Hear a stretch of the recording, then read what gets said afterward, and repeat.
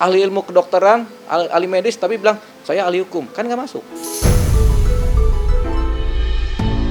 Jangan kemudian ngaku-ngaku kami udah dengan metodologi, dengan ini, dengan ini, dengan ini. Lah kan ente lulusannya dari itu. Kenapa ente ngurusin ini? Kenapa ente ngurusin ini? Ya protes lagi, silakan lapor kemana, atau kemudian gugat, ya silakan aja, nggak ada persoalan. Itulah hukum. Belangsak. Siapa yang belangsak? Ya mereka. Akhirnya ketika dilaporkan polisi, ribut lagi kan gitu, cari-cari dalih.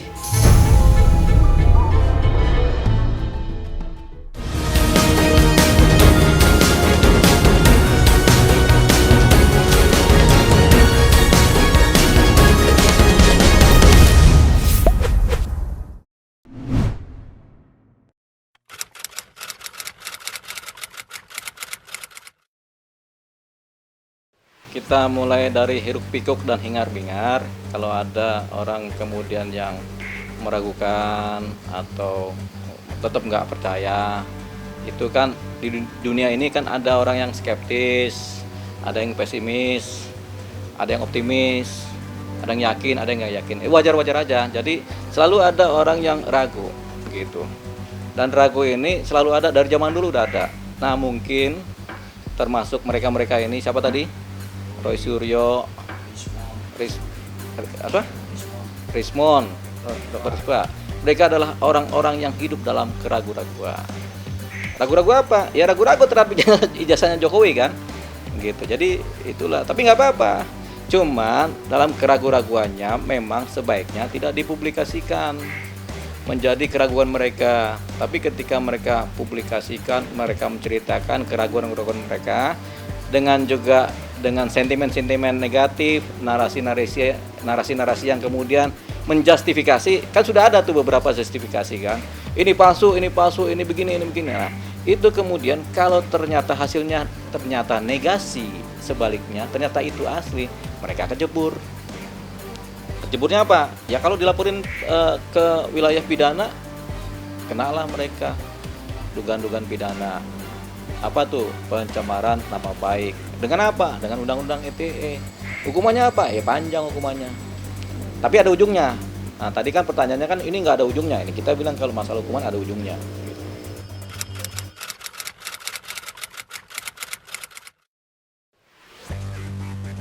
Ya sekarang begini, orang yang saintifik, orang yang pakai metodologi itu kan selalu berdasarkan keilmuan yang dimiliki.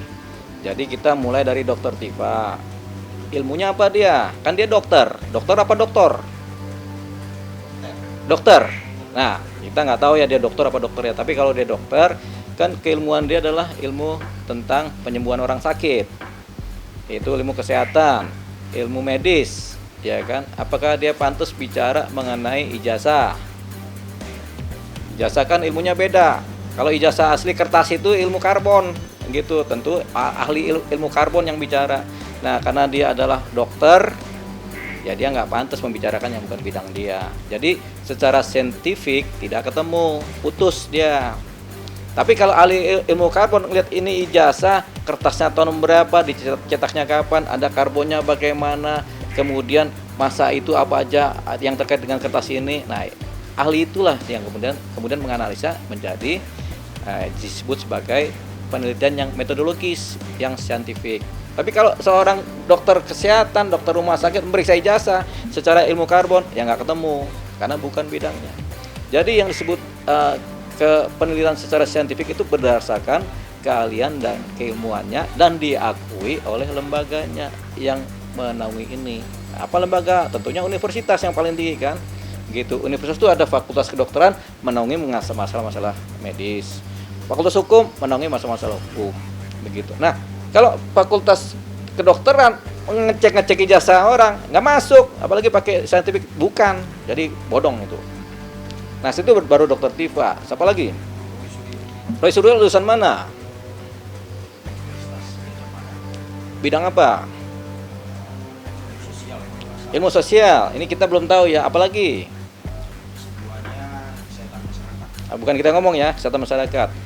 Apakah pantas ngomongin ijazah secara keilmuan?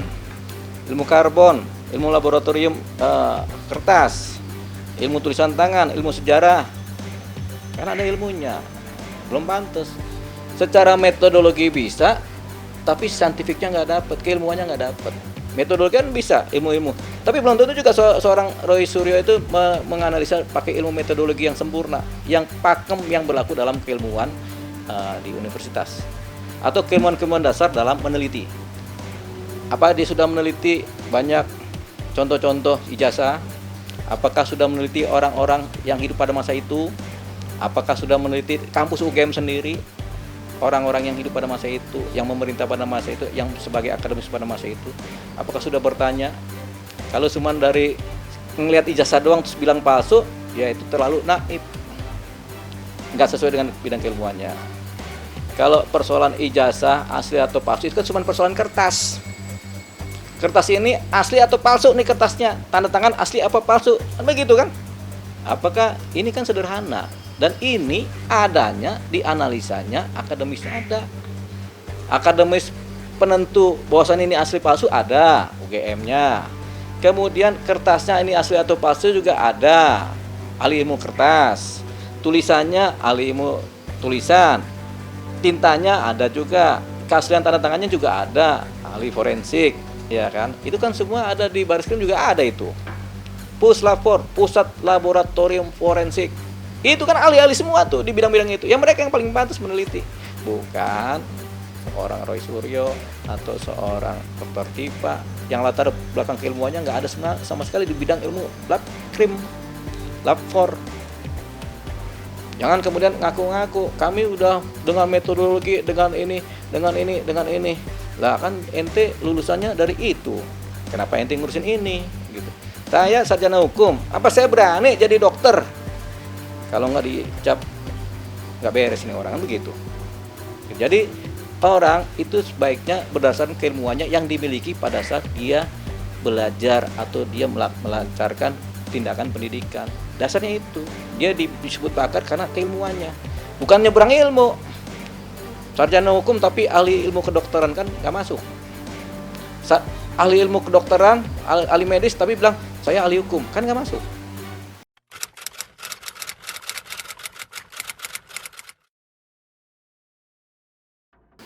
Siapa yang bilang masuk akal? Kan kita nggak bilang masuk akal gitu. Tapi narasi-narasi sederhana itu yang diulang-ulang begini ya. Ada prinsip tuh, kawan saya baru bilang itu, namanya siapa, Richard, ya kan? Kebohongan yang berulang-ulang diteruskan, diceritakan secara terus-menerus, berulang-ulang itu lama-lama menjadi kebenaran, kan begitu. Nah ini mungkin juga seperti itu, narasi-narasi seperti itu mungkin nggak bohong ya, karena nggak tahu aja ini asli apa benar akhirnya, tapi sudah menjustifikasi ijazahnya Jokowi asli atau palsu, mereka nggak tahu kepastiannya, tapi mereka kemudian sudah menarasikan bahwasanya ini ijazahnya bodong, akhirnya banyak orang terpengaruh. Kenapa? Ngelihat narasi kan, dipublikasikan. Inilah kemudian kalau ternyata hasilnya adalah negasi dari ijazah yang palsu tadi, negasinya adalah ijazah yang ternyata asli, masuk mereka apa? Pencemaran nama baik. Kenapa? Karena mereka sudah memberitahukan kebohongan-kebohongan kepada publik tentang harkat dan martabat seseorang, begitu. Masuklah unsurnya pidana, begitu. Kalau menurut saya, buru-buru minta maaf. Supaya apa? Supaya jangan panjang urusan. Kalau enggak, seperti pertanyaan tadi, ini nggak ada ujungnya, kayak alam semesta nggak ada ujungnya.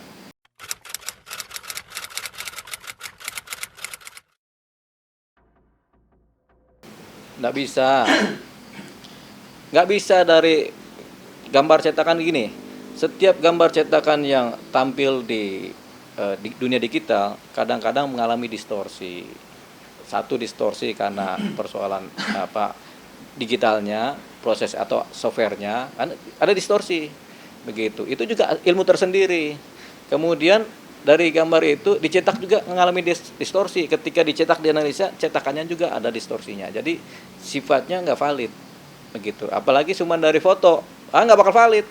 Begitu. Jadi yang valid itu asli atau tidak ijazahnya itu harus dari lab krim. Ijazahnya dibawa di lab krim. Tapi nggak cuma persoalan ijazah aja. Ijazah ini harus didukung oleh fakta-fakta lain, bukti-bukti lain, saksi-saksi lain. Buktinya apa?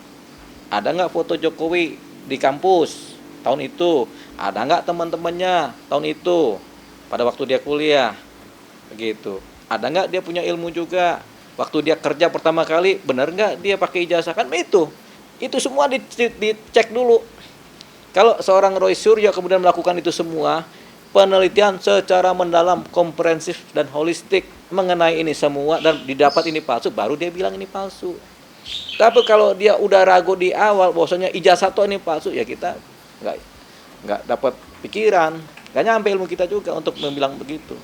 Kenapa? Kita sendiri nggak berani menyebutkan satu ijazah ini asli atau palsu sebelum di lab krim.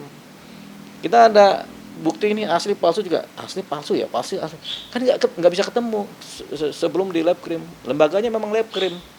Apakah lembaganya pengadilan yang bisa menjustifikasi ini palsu atau tidak? Tidak juga. Lembaga lab krim forensik itu yang paling berwenang sebenarnya untuk meneliti keaslian suatu benda ketika dianalisa lewat lab laboratorium forensik. Karena mereka yang paling ahli.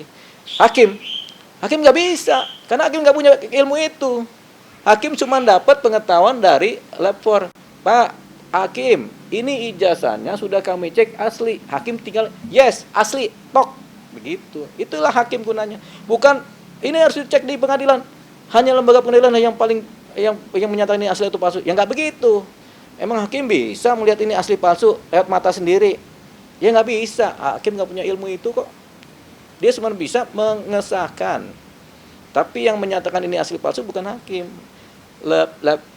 Laboratorium forensik berdasarkan kaidah-kaidah metodologi penelitian yang lengkap berdasarkan kewenangan yang ada.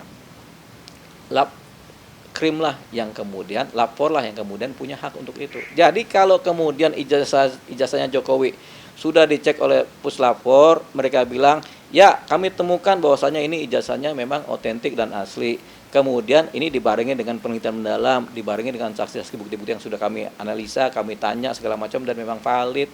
Ya sudah valid, apalagi? Karena mereka paling berwenang. Jadi Barreskrim bisa menghentikan itu laporan-laporan dari orang yang menuduh. Kenapa? Ya karena mereka udah neliti.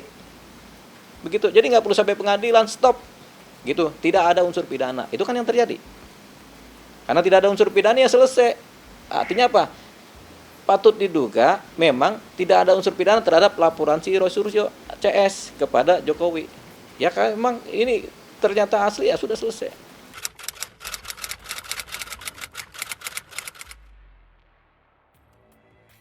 Udah benar dong. Mabes Polri punya hak menghentikan setiap penyelidikan maupun penyidikan kalau dirasa tidak ditemukan unsur pidana di tingkat awal. Mereka hentikan.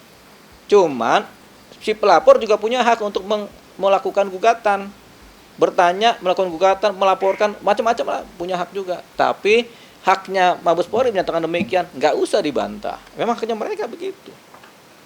Kalau nggak puas ya protes lagi, silakan lapor kemana, atau kemudian gugat, ya silakan aja, nggak ada persoalan. Itulah hukum.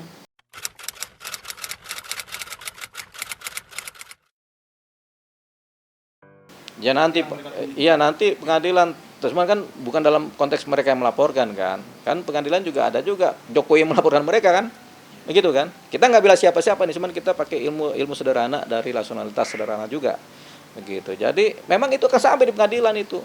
Jokowi akan menunjukkan ijazahnya mungkin di pengadilan ya, begitu. Pengadilan kan Jokowi bilang begitu juga. Nanti hanya lembaga pengadilan saya tunjukkan karena yang paling berwenang untuk saya perlihatkan ijazahnya di pengadilan kan, begitu kan. Ya sah-sah aja Jokowi ngomong gitu. Dan memang ditunjukkan nanti di pengadilan. Cuman siapa, dalam rangka apa ditunjukkan pengadilan? Siapa penggugatnya, siapa tergugatnya, atau siapa terdakwanya. Kan begitu. Baru tunjukkan. Gampang kan? Tunjukkan sebenarnya seret. Selesai. Cuman ditunjukkan kepada apa? Hakim. Pengunjung kan nggak ngeliat juga. Pembuktinya di meja hakim. Hakim dia ngeliat. Asli, palsu. Asli, palsu. Dasarnya apa? Datang lab krim. Asli semua bos, ya sudah. Hakim mau tahunya, hakim bilang ini palsu, lab krim bilang asli, hakim bilang palsu, kan nggak mungkin. Karena hakim dalam memutus harus berdasarkan keyakinan yang rasional juga, berdasarkan fakta dan bukti valid, gitu. Jadi nanti pasti tunjukkan di pengadilan, cuman siapa penggugatnya, siapa tergugatnya, atau siapa terdakwanya, itu yang kita tunggu. Siapa sih? Gitu. Tapi sebelum sampai ke sana, Kalau merasa bersalah, buru-buru minta maaf. Supaya nanti ada pemaaf. Seringkali kan ada orang minta maaf, kayak Hercules minta maaf sama Bang Sutioso, kan dimaafin, datang ke rumah dimaafin, beres kan, selesai. Konflik itu berakhir dengan sendirinya. Kan kita udah bilang, Bang Roy, kan keyakinannya tidak dibarengi dengan keilmuan yang pasti, yang dipelajari dari muda, gitu. Saya pengacara, ngerti hukum. Apa berani saya mengecek ijazah orang asli atau palsu? Nggak berani, karena bukan ilmu saya. Harusnya cermin diri, introspeksi. Saya kan dokter kesehatan. Kok saya bisa mau ngecek ijazah ini asli atau palsu, saya menjustifikasi? Kalau yang beneran nggak akan berani. Kecuali khilafiyah, atau gegabah, atau sok-sokan secara keilmuan. Oh saya, karena saya ahli hukum, saya ngerti hukum, kemudian saya bisa bilang ini ijazah ini saya cek nih secara metodologi ini palsu, ini asli, gitu. Tapi bukan bidangnya, bukan pakemnya, bukan landscape-nya untuk menilai atau untuk menjustifikasi. Kalau sampai justifikasi, gegabah namanya. Jadi seorang Roy Suryo maupun siapa tadi, Dr. Tifa, siapa lagi, ya terlalu gegabah, apalagi sampai disampaikan di depan publik. Mungkin kalau mereka bisik-bisik nggak usah dipublikasi juga bagus. Kayak kita ragu nih Jokowi sampai palsu, begitu. Tapi bisik-bisik tidak di ruang publik, sah-sah saja. Tapi di ruang publik kemudian mempengaruhi opini masyarakat, membuat masyarakat bingung, membuat masyarakat kemudian bertanya-tanya, sesuatu yang jelas menjadi nggak jelas, sesuatu yang nggak jelas jadi jelas. Kan timbul di pikiran. Masyarakat ini rentang pengetahuannya berbeda-beda, dari yang pinter banget sampai yang kurang pinter, dari yang pemahamannya lengkap banget sampai yang kurang paham, dari yang analisnya panjang sampai analisis sedikit aja, beragam, sehingga nggak semua masyarakat bisa memahami apa yang terjadi. Nah, timbullah tafsir menafsir, kira mengira, sampai akhirnya karena sering kali terjadi kira mengira dianggap sebagai kebenaran. Oh, ijazah Jokowi palsu nih kayaknya, gitu. Akhirnya timbul pertanyaan itu yang disebut pencemaran nama baik, pencemaran terhadap harkat martabat seseorang. Kenapa? Si masyarakat punya nilai negatif terhadap yang bersangkutan. Kenapa? Karena cerita-cerita tadi, narasi-narasi tadi.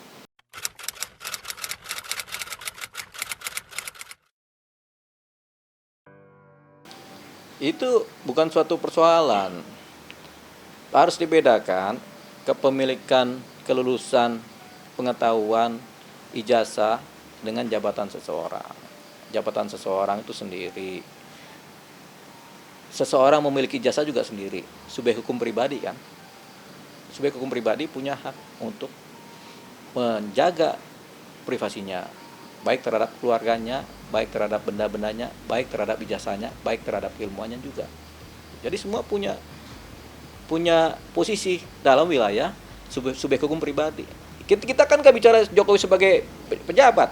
Kalau dia sebagai pejabat, jangan salahkan Jokowi mengenai ijazahnya. Salahkan ketika penerimaan di KPU, ketika dia jadi wali kota, penerimaan di analisa di awal. Itu yang disalahkan, bukan Jokowinya. Kalau salahkan Jokowi udah terlambat kalau wilayah pejabat. Sekarang juga udah nggak menjabat jadi presiden. Ya buat apa? Prinsip hukum, setiap ada dugaan pemalsuan dokumen harus menimbulkan kerugian. Itu kan hukumnya begitu. Ada dokumen palsu sehingga rugilah seseorang. Nah sekarang apakah ada kerugian?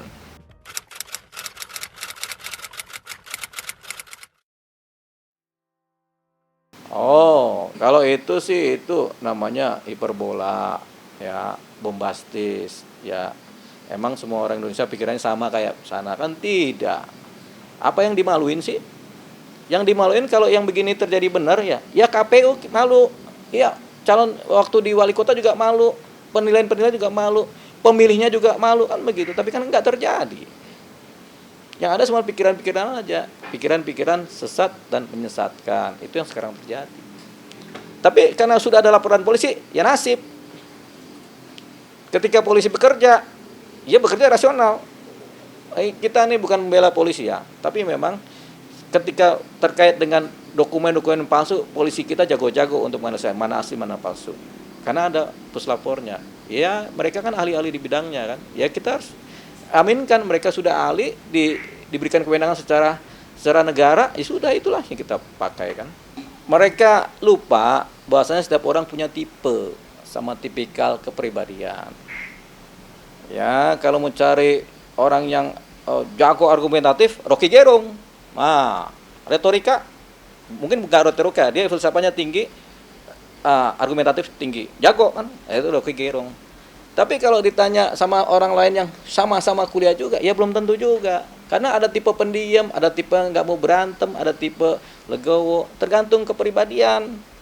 DNA-nya bagaimana, sukunya apa. Nah, orang Jawa ditanya ya wis, monggo silakan, masuk hati ngeresep. Kan begitu. Jokowi orang Jawa kan? Hanya begitu, lebih banyak ini karakternya. Ada juga yang karakternya, oh nggak bisa, ini harus begini, begitu. Ada juga yang begitu kan. Tapi itu kan masalah tipikal kepribadian, bukan masalah kepintaran. Antara kepintaran dan kepribadian berbeda. Kepintaran adalah rasionalitas ini, kepribadian adalah hal-hal yang menahan supaya kepintaran ini jangan kemana-mana. Itu kepribadian. Jadi ada kepribadian yang kemudian membuka semua kepintaran dengan sombongnya, ada kepribadian yang juga rendah hati, udahlah kita pintar tapi yang nggak usah banyak cerita, diam kan, itu kepribadian. Pantas-pantas saja mereka ragu, cuman jangan dipengaruhi masyarakat dengan narasi-narasi yang negatif yang seolah-olah ya itulah adanya ragunya mereka sampaikan supaya masyarakat juga ikut ragu. Jangan. Karena keraguan itu adalah sesuatu yang hasil dari sesuatu yang belum tentu mereka itu benar, mereka itu salah, atau benda ini benar atau benda itu salah. Karena ragu. Jadi ketika mereka ragu kan ada rentang keraguan namanya. Ya tidak. Nah kalau masih ya tidak, ngapain dikasih tahu ke orang-orang keraguan itu? Justru karena mereka ragu, mereka diam aja atau mereka bisik-bisik, gua ragu nih. Tapi jangan kasih tahu, nih gua ragu nih begini, jangan. Loh, dia sendiri masih ragu. Disampaikan kepada orang banyak. Ya, belangsak. Siapa yang belangsak? Ya mereka. Akhirnya ketika dilaporkan polisi, ribut lagi kan gitu. Cari-cari dalih. Banyak kan orang cari-cari dalih dalam hidupnya. Dalih A, dalih B, dalih C, siapa tahu selamat gitu kan. Jangankan Jokowi, kita kan kadang-kadang ragu juga. Tapi kan kita nggak bicara kan, begitu. Jadi begini, bagaimana kita bisa meragukan seorang presiden kalau memang faktanya di presiden? Faktanya selama dia jadi presiden tidak ada pemberontakan. Ya, ekonomi berjalan biasa-biasa saja. Mungkin autopilot kali ya. Tapi faktanya dia presiden, kan udah fakta. Ya, faktanya presiden mau ngapain lagi? Masa kita ragu dia presiden? Ngapain diraguin? Wong udah jadi presiden, kecuali belum jadi presiden. Wah, kita ragu nih, bisa nggak dia jadi presiden? Kayaknya nggak bisa deh. Tapi kan dia belum jadi presiden. Tapi kalau jadi presiden, ngapain lagi kita ragu? Wong udah jadi presiden, udah nggak ada keraguan lagi. Kenapa? Karena sudah jadi presiden. Memang presiden, mau bilang apa? Itu kepribadian. Gitu. Karena kepribadiannya pendiam atau kepribadiannya tidak suka berantem, suka apa, akhirnya bilang, oh orangnya cuma manggut-manggut aja. Begitu. Jadi yang mereka nilai adalah kepribadian seseorang, yang mereka salah nilai.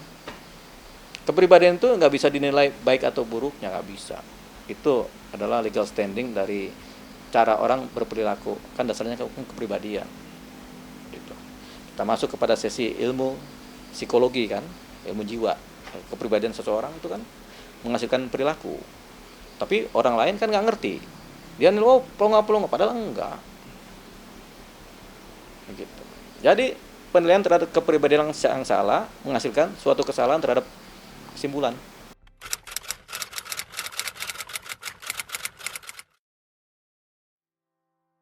Orang Indonesia, apa kita insan Indonesia ini sekarang itu banyak yang pintar-pintar. Tapi ada juga yang pendidikannya belum sampai kuliah kan banyak juga. Sehingga tingkat pemahamannya tidak sekompleks orang yang sudah pintar. Tidak sekompleks orang yang sudah kuliah. Ada juga kan cuma lulusan SMP, SD, SMA. Dan wajar mereka semua.